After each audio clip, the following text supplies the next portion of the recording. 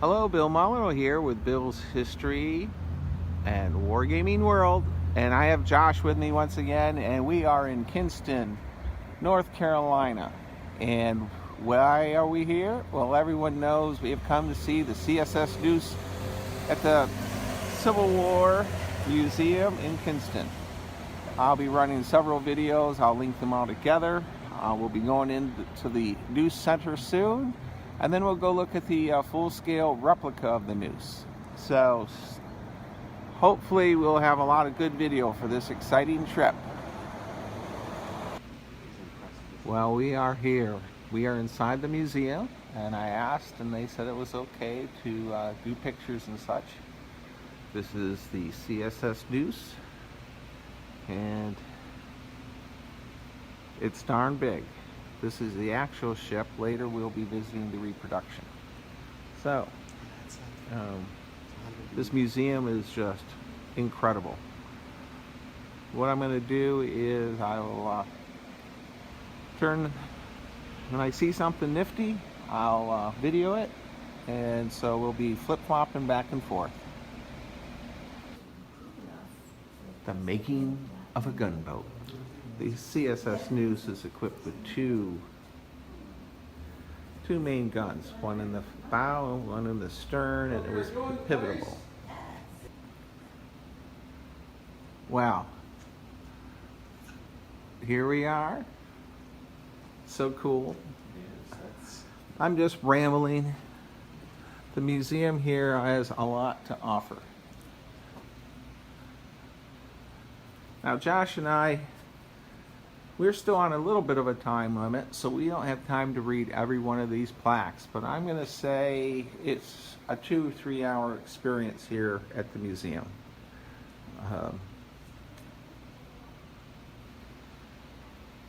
Here we have the blueprints of the Neuse.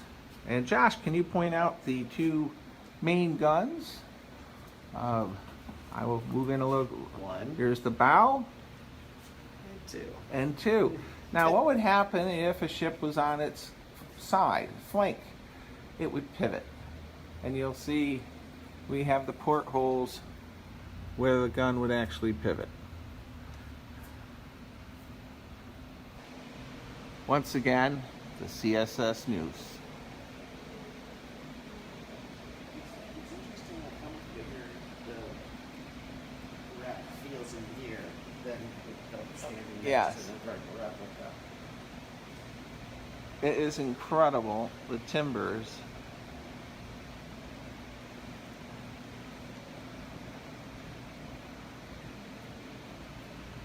So,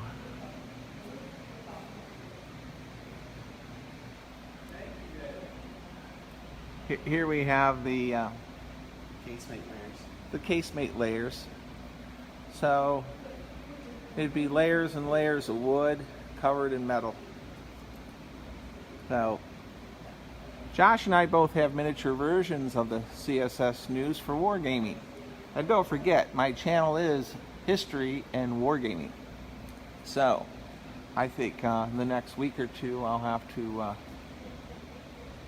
play a naval miniature war game with the CSS Neuse. Definitely inspired. You're gonna have to do get out the ironclads. Concrete down here. So we have blue concrete for water, and we are looking at what would you call this? A mini reproduction of the casemate of the CSS Neuse. The waterline. And I don't know, I've heard that the CSS Neuse may have a new captain on board. We will see what happens. Should have brought my Well, I think these are 6.4 Brook rifles. We will know in a minute. There is the pilot house, and there is Josh walking towards the entrance. Josh, can you let me know if you see the new captain in there? Well, we're going to enter the casemate of the CSS Neuse, and I was told the new captain is here at the helm. Oh my goodness! It's Scuba the Traveling Bear. He is here inside the CSS Neuse. I kind of want to ring that ship's bell, but I'm not going to. Does it say you can ring the bell? It doesn't say you can. It also doesn't say you can't. Well, there's our artillery piece, and so cool. of course, in the casemate, we'd be going backwards, and in the stern, we'd have another gun. The concrete is blue, which really a neat touch.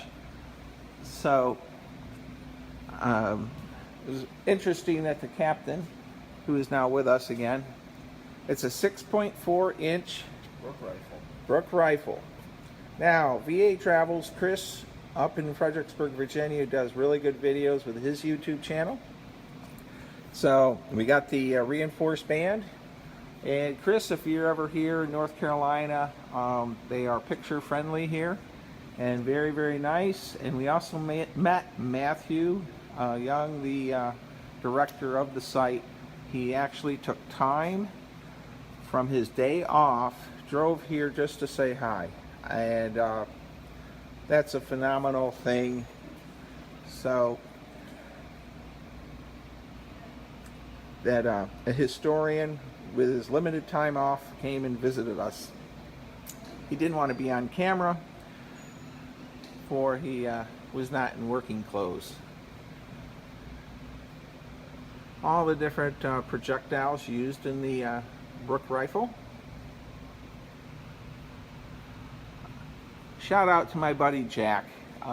Jack's was a great friend, and he lives in Arizona. We mention him pretty much every video. I doubt Jack will ever get here. So I hope you're enjoying this video. Jack Rendell out in Arizona, and everyone else who is watching the CSS Neuse. We're going to pause it here. It looks like Josh is doing something with the wheel. All right, Josh is going to talk about the wheel. So they've got the steering wheel for the ship here, or the ship's wheel, and they have an open area at the bottom, so you can see how the wheel moving would turn the rudder. Very cool. Yep. Very interactive for children. It was wonderful.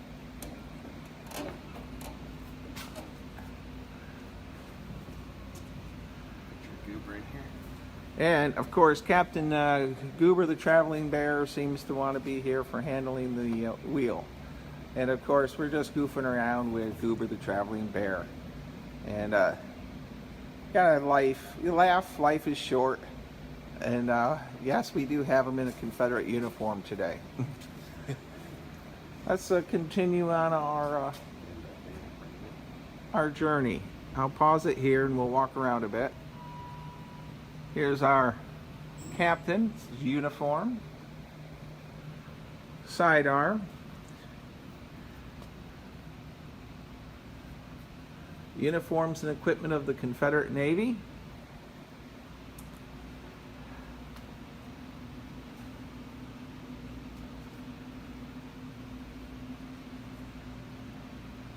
This museum is astounding, really impressive.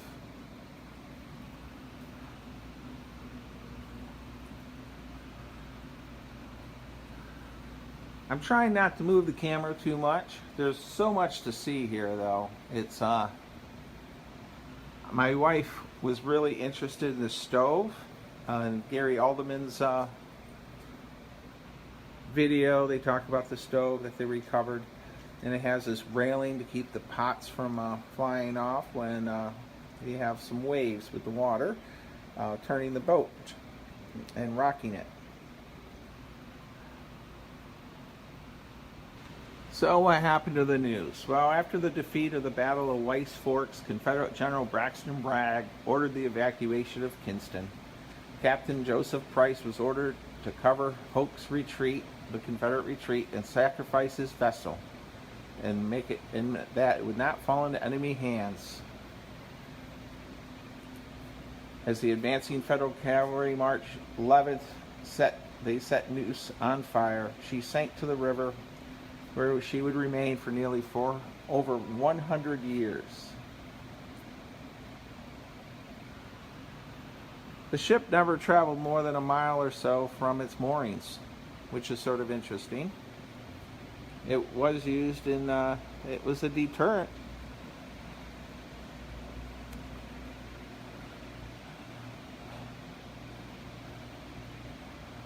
It's incredible to touch an ironclad. That's quite impressive to look at it in this direction. It is. You should go up top too and check it out. They have an interactive children's center over here. I'll hit the interactive children's center, and then we're going to go upstairs. Is there anyone over at the interaction children's center, Goober? Is there a chance that Goober the traveling bear is over there? So this is such a hands-on museum. It's really amazing. So we have camp life for the children, and the traveling bear is learning about reenacting food, and actually he knows a lot about reenacting food. He's been at more reenactments than my wife. So, but look, the CSS Neuse really does a lot of programs for homeschool. So if you're looking at donating to a historic site, this is one to consider.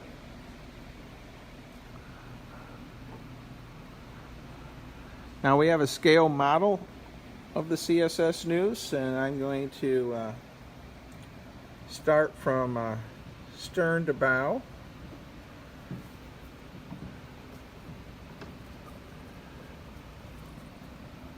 Very impressive model. Whoever put this together did some phenomenal work.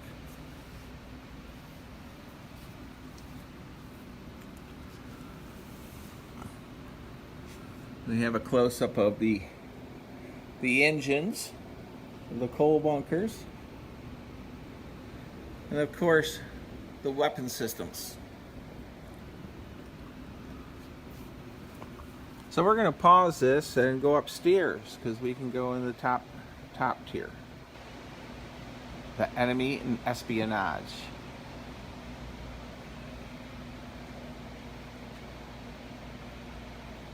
Prior and during the fighting in town, often felt the effects of the shell by advancing Union forces.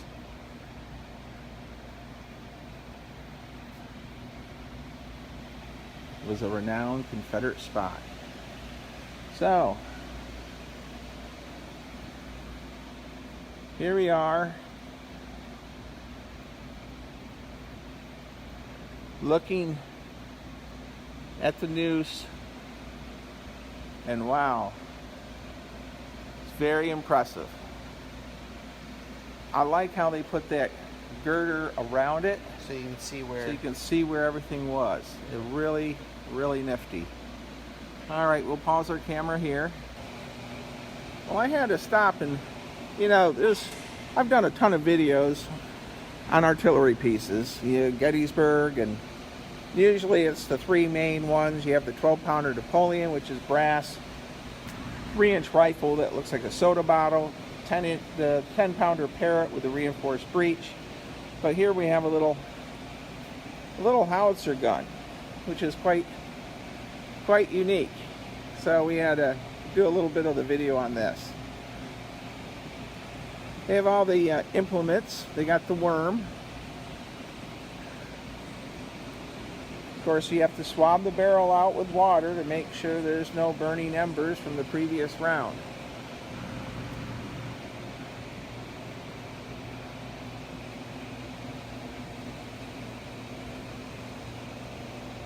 Our African American soldiers that fought on the side of the Union, fighting for freedom.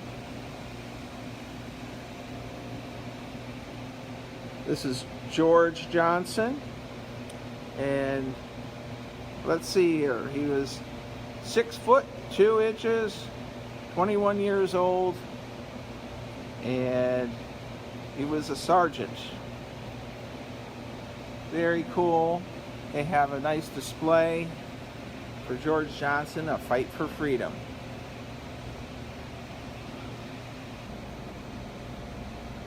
The Battle of Kinston. So we have some Civil War battlefields here in the area also, besides visiting the two Neuse museums. So there is so much to see here. Allocate 2 hours at least. And here I am in the United States Colored Troops in eastern North Carolina. The African American soldier displays here, they really pay a great tribute to all of the African American soldiers that fought in the American Civil War. Really nicely done. They have a list of all the different regiments.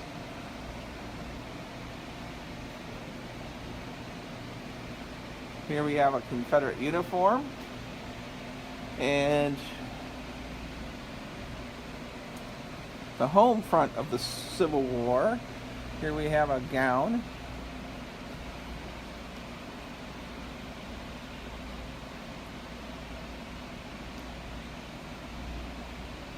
We'll pause it here, see what else we have. Crew quarters are right there. Okay, Josh is hitting buttons. Okay. That's the crew quarters, and it's lit up now. crew quarters lit up now. This is the boiler, where the boiler room would have been. Boiler room, where it's lit up. Shell.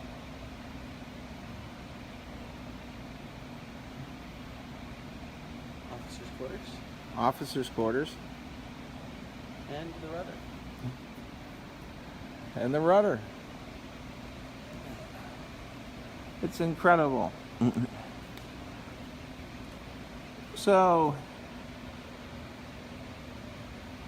the museum is very large and full of nifty stuff.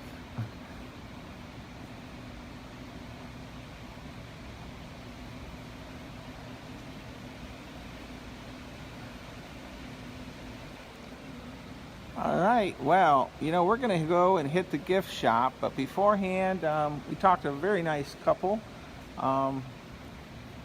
Josh, would you like to put in a few comments on our video here? I just think this is an excellent museum, and if you are down this way and get a chance, you should definitely check it out. It's got a lot of cool exhibits, and yep. All right, well, I'm going to close this video out for the CSS Neuse Museum. We're going to do the next video of the actual ironclad reproduction next. And like always, stay safe, be kind, be courteous. If you're looking for a museum to donate money to help them out, I think this would be a great site to help. Don't forget, your corporation, company that you work for may also match. General Mills matches all our donations to historic sites also. Thank you.